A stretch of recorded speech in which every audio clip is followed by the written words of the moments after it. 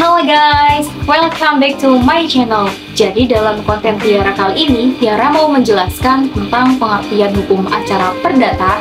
Yang kedua, sumber hukum acara perdata. Yang ketiga, asas-asas hukum acara perdata.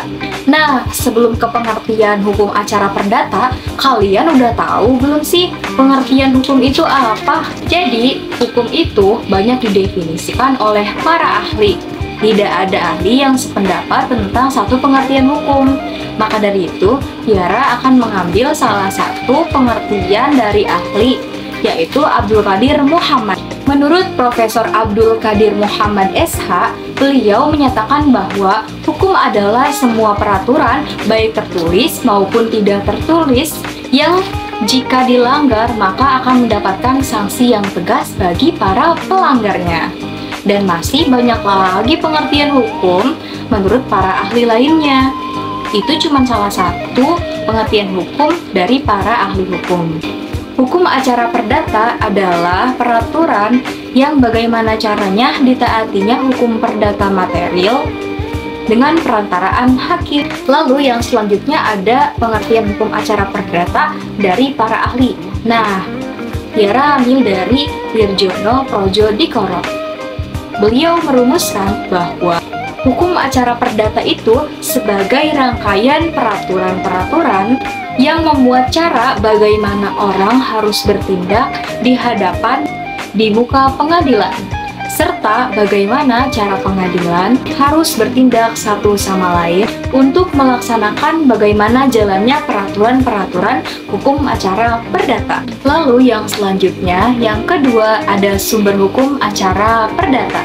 Sumber hukum acara perdata yang pertama yaitu ada pada pasal 5 ayat 1 Undang-Undang tahun 1951. Sumber yang kedua yaitu dari Undang-Undang nomor 48 tahun 2009. Sumber yang ketiga yaitu Undang-Undang nomor 3 tahun 2009. Sumber hukum yang keempat ada pada Undang-Undang nomor 49 tahun 2009. Yang kelima ada jurisprudensi. Yang keenam, ada doktrin atau ilmu pengetahuan. Yang ketujuh, ada adat kebiasaan hakim dalam memeriksa suatu perkara. Yang kedelapan, ada perjanjian internasional. Dan yang terakhir, kesembilan, ada instruksi atau SEMA, Surat Edaran Mahkamah Agung. Dan yang ketiga, ada asas-asas hukum acara perdata.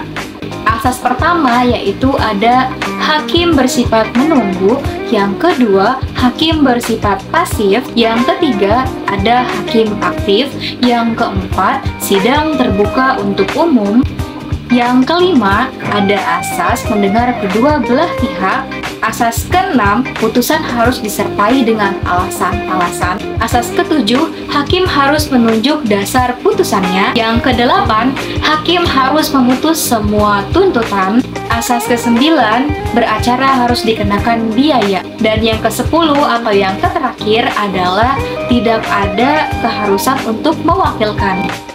Baik, jadi materi ini kita belajar tentang pengertian hukum, lalu pengertian hukum acara perdata, sumber hukum acara perdata, dan yang ketiga asas-asas hukum acara perdata. Semoga video kali ini bermanfaat. Jangan lupa like, comment, and share. See you guys, see you next time. Thanks for watching.